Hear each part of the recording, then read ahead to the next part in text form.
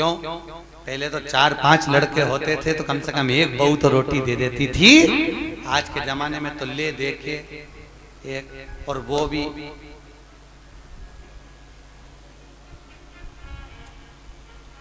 खैर आप सबकी बहुएं तो भगवान की कृपा है बहुत अच्छी मिली हैं, और जैसी भी मिली है ईमानदारी की बात है आज के समय की बहुएं तो फिर भी अच्छी हैं। दिक्कत तो जो ये नई पीढ़ी आ रही है ना, जो बहुएं के मेरा छोरा उसके चक्कर में घर में झगड़ा करे, पति का प्राण खाए। और आने वाले समय में दिक्कत ये है कि तेरा क्या होगा रे कालिया। ये जो नई पीढ़ी, नई जनरेशन जो हो रही है, अब इनको क्या होना। अभी तक तुम लोग तो निभा रही हो और तुम्हारी बहुएं भी तुम्हें निभा रही हैं, कोई दिक्कत नहीं। पर इसलिए कभी कभी बहुओं से कह दिया करो हमारी तो निभ गई रे बेटा, अब तेरा क्या होगा। दिक्कत हमारी तो गई। इतने दिन निकल गए, बचे कुछ 7 दिन थे, भागवत में निकल गए। आज कौन सा दिन है? तीसरा। कितना बचा? 4। यूं निकल जाए, कल चौथा हो जाएगा, परसों 5वां, 6ठा।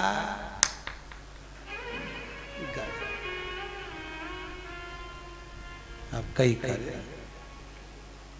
तो तुम तो कभी कभी बहुओं को कह दिया करो हमारी तो निकली गई, बचपन गंवा दिया, जवानी निकल गई, शरीर बूढ़ापा आ गया, 2 रोटी खाएंगे, कहीं पे भी पड़े रहेंगे, राम गुण गाएंगे, कोई भी दे देगा री बेटा।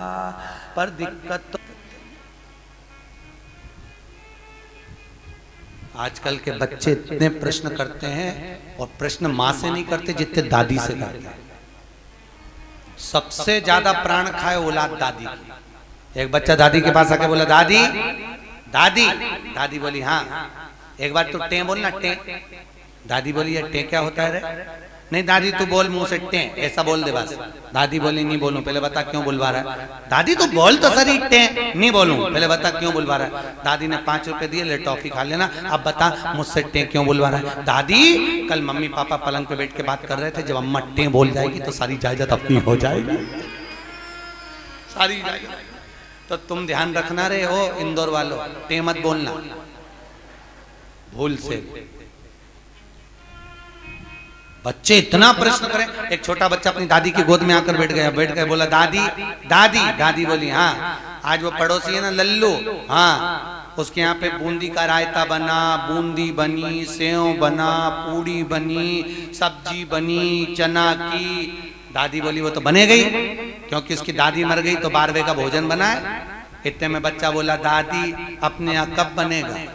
दादी ने एक धर के दिया। अच्छा बच्चे भी बहुत प्राण खाए तो दादियों के खाए, क्योंकि दादियों को ज्यादा शौक था। बेचारी बहू छोरा छोरी नहीं देवे तो दादी के एक तो कर लो रही, मैं पाल लूंगी, मैं पाल लूंगी, मैं बैठी हूँ, मैं हूं ना संभाल लूंगी, मैं हूं ना संभाल लूंगी, मैं हूं ना संभाल लूंगी। अच्छा इनको ना जाने क्या शौक भगवान। दिन भर अब छोरा बहू का छोरा छोरी हो गया ना, अभी भी आशा लगा के बैठी है बस बहू क्या छोरा हुआ, मेरे पोते का ब्याह हो जाए, पोता बहू आ जाए, बस मैं सोना की सीढ़ी चढ़ जाऊं। बताओ सुखदेव आश्रम की 4 सीढ़ी चढ़ते नहीं बन रही, सोना की सीढ़ी चढ़ने चली गई। यहाँ पे तो हापड़ी भरा रही है सोना की। और औलाद भी ऐसी, पर पोता भी हो गया तो सोने की सीढ़ी जब दादियों की चढ़ाए, कई जगह हमको बुलाएं देखने के लिए, गुरुजी आओ हमारी अम्मा सोने की सीढ़ी चढ़ रही, तो इतनी सी सोने की सीढ़ी बनवाए पट्टा, इतनी सी सीढ़ी चढ़ जाए, वो सीढ़ी मुड़ जाए पर अम्मा नहीं चढ़े।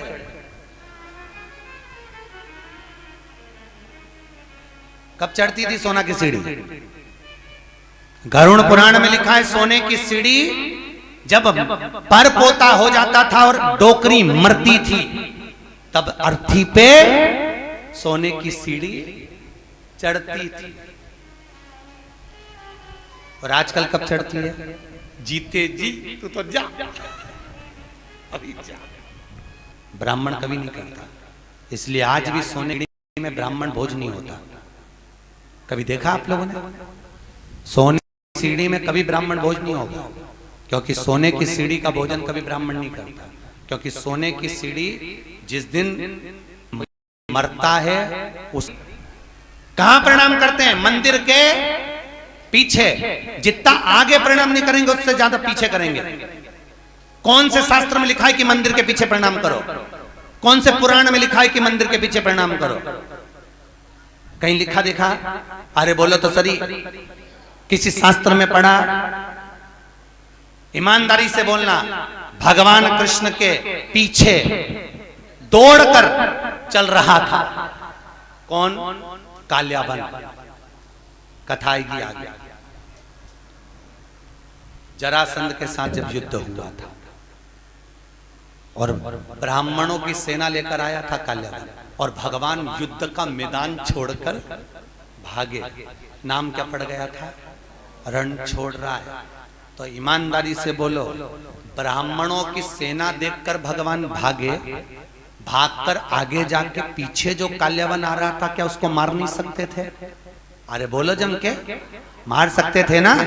जब जरासंध को मार सकते हैं, आदि को मरवा सकते हैं, तो काल्याबन को क्यों नहीं मारा मेरे द्वारकानाथ ने, मेरे द्वारकाधीश ने? क्यों नहीं मारा?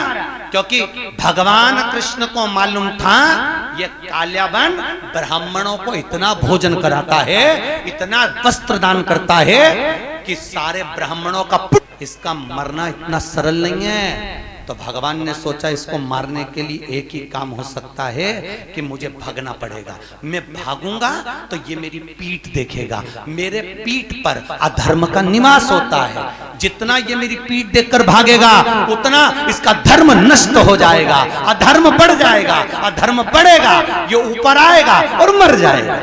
इसलिए भगवान भागे, अपनी पीठ दिखाकर भागे, और पीठ जितनी काल्याबन ने देखी, ऊपर जाते से मुचकुंद के नेत्र द्वारा जलकर भस्म हो गया। इसलिए हमारे हिंदू धर्म की रीति है कि मंदिर के पीछे अधर्म का निवास होता है। इसलिए मंदिर के पीछे जितना तुम प्रणाम करोगे उतना तुम्हारा पाप बढ़ेगा, पुण्य नष्ट होगा, उतना पुण्य नष्ट होगा। अब सोचो तुमने कितना पाप कमाया, बोलते जाओ। अरे बोलो तो रे, पाप कितना कमाया और पुण्य कितना कमाया? सामने लोग कम प्रणाम करते हैं। बस बेचारी एक परिक्रमा कर रही थी, थक गई, दीवार से टिक के खड़ी हो गई, तो दूसरी ने देखा पीछे प्रणाम करो तो कुछ मिलता होगा, दूसरी ने चालू करी, उसका देखे तीसरी ने चालू करी, तीसरे को देखे चौथी ने चालू करी, पूरा भारत की भूमि सब गंजी हो गई उसी के चक्कर में। सब एक कर्म पाने लगे सब। तो बेचारे वो तो कहीं कहीं के संत विद्वान थे, कहीं कहीं के महात्मा विद्वान थे, तो उन्होंने मंदिर के पीछे फोटो चिपका दिया भगवान का कि कम से कम इन्हें पाप तो नहीं लगेगा। तो फोटो चिपका दिया कि कम से कम आगे भगवान का भी दर्शन हो जाएगा। बेचारे संतों ने कृपा कर दी, पर तुम में अकल नहीं आई रे दादा, कहीं करे। और पूरे भारत की भूमि पे तुम कहीं पे भी घूम के देखना, जितने मंदिर मिलेंगे सब में पीछे लोग प्रणाम करते मिलेंगे। उनको समझाओ तो कोई समझे वे? अरे बोलो तो सही, क्या मालूम था कि अधर्म से मालूम पुण्य। ऐसी कई गलतियां हैं जो हम जीवन में करते रह रहे हैं, बहुत गलतियां करते हैं हम, बहुत। दिए के अंदर ही बत्ती रख के जला दें, परिक्रमा कर लें, ऐसी कई गलतियां हम अपने जीवन में कर रहे हैं, और भगवान से आशा रख रहे हैं कि भगवान हमको तार देगा, स्वर्ग भेज देगा। कहीं नहीं जाएगी, यहीं पड़ी रह जाएगी, फालतू की बात। सुधारो।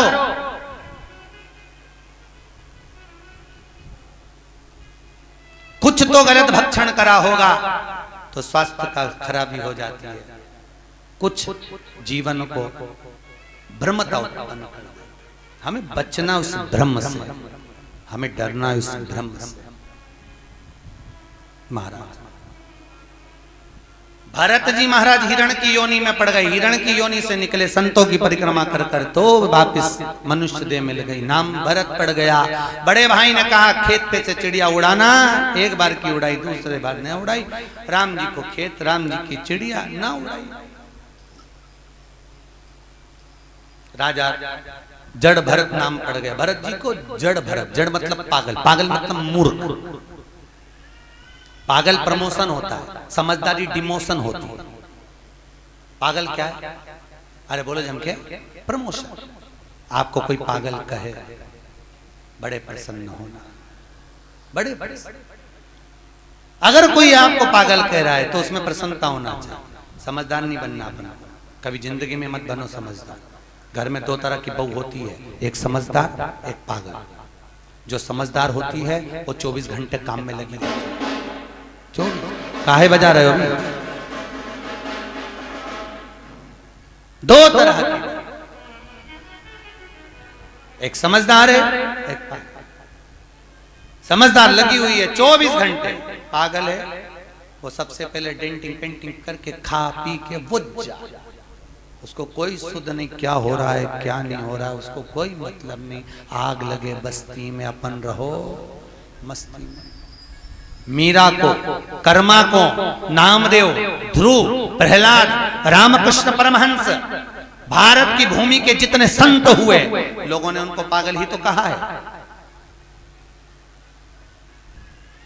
क्योंकि भगवान की भक्ति में जो डूब गया, लोग कहते हैं वो पागल हो गया। महाराज भक्ति में डूब। भरत जी महाराज ने राजा राहुगण को ज्ञान दिया। कपिल मुनि के आश्रम में राजा राहुगण गए हैं, बाबा कपिल ने भी उनको ज्ञान अर्जन कराया। समय आया आगे, हिरण्यकश्यप ऊपर, न अंदर न बाहर, न अस्त्र से न शस्त्र से, न दिन में न रात में, न नर से न पशु, सब रूप में मरूं ना, ये विचार किया। घर आए, पत्नी नहीं थी, इंद्र के यहाँ से नारद जी के यहाँ, नारद जी के यहाँ से पत्नी और पुत्र को लेकर। हिरण्यकश्यप के पुत्र का नाम है, जिसने आते ही भगवान के नाम का हिलाद करा, वो प्रहलाद हुआ। प्रहलाद लेकर आए, विद्या अध्ययन करने भेजा। जिसको गर्व का ज्ञान हो उसे बाहर के ज्ञान की जरूरत नहीं पड़ती। गर्भित ज्ञान प्रथम होता है, प्रथम ज्ञान है गर्भ का। इसलिए हमारे यहाँ पर बुजुर्ग माताएं कहती हैं गर्भवती नारी को भजन करना चाहिए, कीर्तन करना चाहिए, कथा सत्संग श्रवण करना चाहिए। पर आज के जमाने में डॉक्टर कह देते बेड रेस्ट, पलंग पे पड़ी रहो, दिन भर टीवी देखती रहो, और दिन भर वह टीवी में ढिसुम ढुसुम, तो वो औलाद भी ऐसी पैदा होती है दिन भर ये वो तोड़ती फिरती है। मिले रोते ही मिले तो औलाद भी ऐसी पैदा हुई है, 1 मिनट सकनी नहीं बैठे, 1 मिनट। कई बुजुर्ग माताओं को तो बहुत गुस्सा आ जाता और कह देती है बहू हमारी भी 4 औलाद थी, खिला दो पिला दो पटक दो, आराम से खेलती रहे। ऐसी औलाद तूने पैदा करी है, 2 मिनट चैन से नहीं रहते, 2 मिनट। कई माताएं महाराज हिरण्यकश्यप ने पूछा, जब हिरण्यकश्यप की बहन चली गई समाप्त, पूछा कहां है तेरा भगवान? सर्वस्व खंबे में है, खंबे में भी है। गदा का प्रहार करा, खंबा टूट के नीचे गिरा, नरसिंह भगवान प्रकट हो गए। बोलो नरसिंह भगवान की। नरसिंह भगवान प्रकट हुए। शाम का समय था, पकड़ा, दहली पर ले गए। न नीचे मरे न ऊपर, जंघा पर मारा, न अंदर न बाहर, दहली पर। न अस्त्र से न शस्त्र से, नख से, न दिन में न रात में, शाम के समय, न नर से न पशु से, नरसिंह बनकर, ना ही 12 महीने में मरे, इसलिए एक अधिक कर, अधिक मास।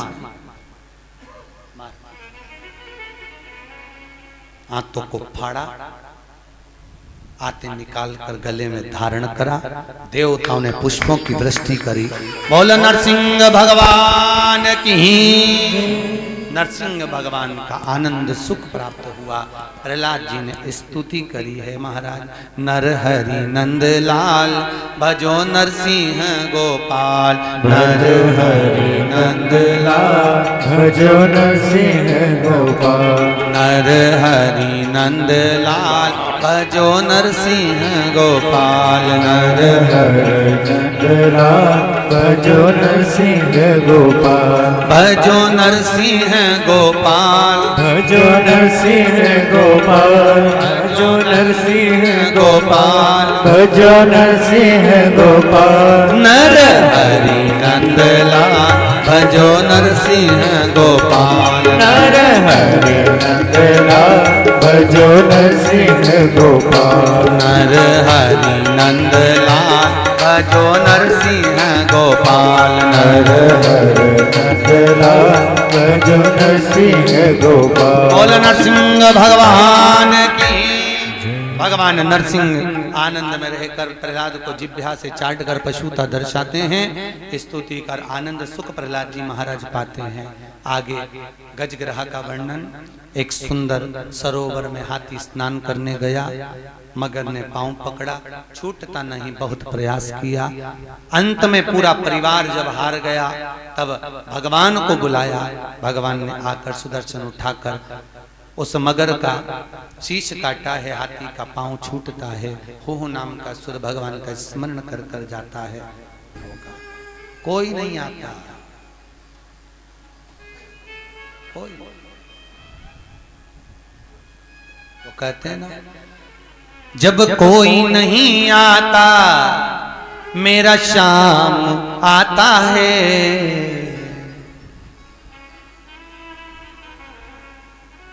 बस एक वही सम्मुख में पहुंच, बाकी का कोई। अच्छा, मरते समय लोगों को फोन करके क्यों बुलाते हैं? आप लोगों को मालूम हो तो जरूर बताओ मुझे। बुआ जी आ जाओ, अम्मा जा रही है, मतलब बुआ की यमराज से अच्छी पट्टी होगी। हो सकता है यमराज बुआ जी को देख के छोड़ जाए, पड़ोसन को उठा के ले जाए, या बुआ की आंख से डर जाए। कई लोगों, मामा जी आ जाओ, अम्मा जा रही, मामा जी आ गए। अच्छा, मरने वाले से पूछा भी जाता है, देखो कौन खड़ा, पास में बुआ जी खड़ी, मामा जी खड़े, काका जी खड़े, और अम्मा इधर मुंह फेर लेती, इन्हीं के कारण तो मर रही। आंख में से आंसू झड़ते रहते हैं, मुंह से बोल नहीं पाती। परिवार के लोग कहते तुम्हें पहचान गई इसलिए रो रही है, अम्मा से पूछो इसलिए रो रही, पूरी जिंदगी लगा दी खोल लो तुम में, तुम्हारे कारण मर रही इसलिए रो रही। ऐसे ना कह देना परिवार वालों से, हमारे मरते समय जब प्राण छूटे, डॉक्टर अपना काम करे, पलंग के पास में कोई मत खड़े होना। तुमको देखकर नहीं मरना चाहते, तुम्हें देखकर मरेंगे, वापिस तुम में उलझ जाएंगे, फिर काम करना। डॉक्टर अपना काम करे, मेरे पलंग के पास नीचे बैठकर भगवान का भजन करना। कम से कम बोल नहीं सकती तो सुन भी लूंगी तो तर जाऊंगी, इतने में पार लग जाऊंगा। भजन चित्त कर, स्मरण करें, भजन करें, बस नाम जप। मुख में हो राम नाम, राम सेवा हाथ में, तू अकेला नाही प्यारे, राम तेरे साथ। अंतिम समय में वो साथ।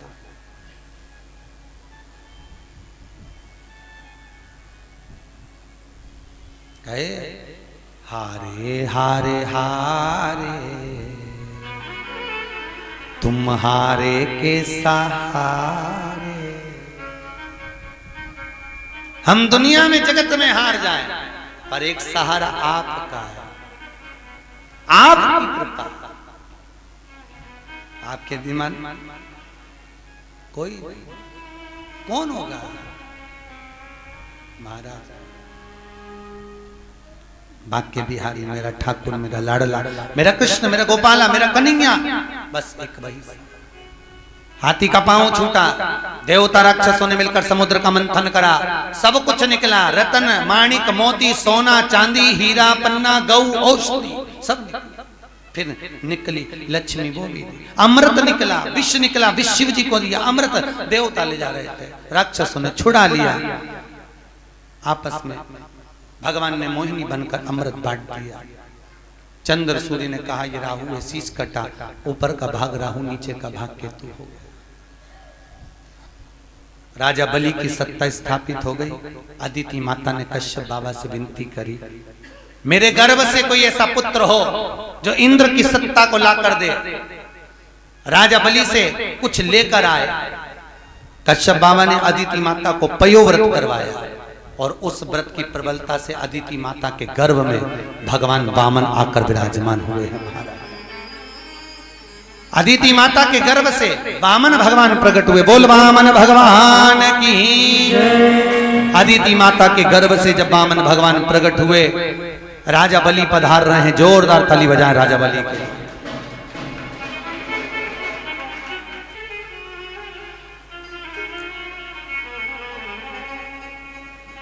राजा बलि के दरवाजे पर वामन भगवान भिक्षा मांगने के लिए जा रहे हैं। 3 पग भूमि का दान मांगने के लिए जा रहे हैं।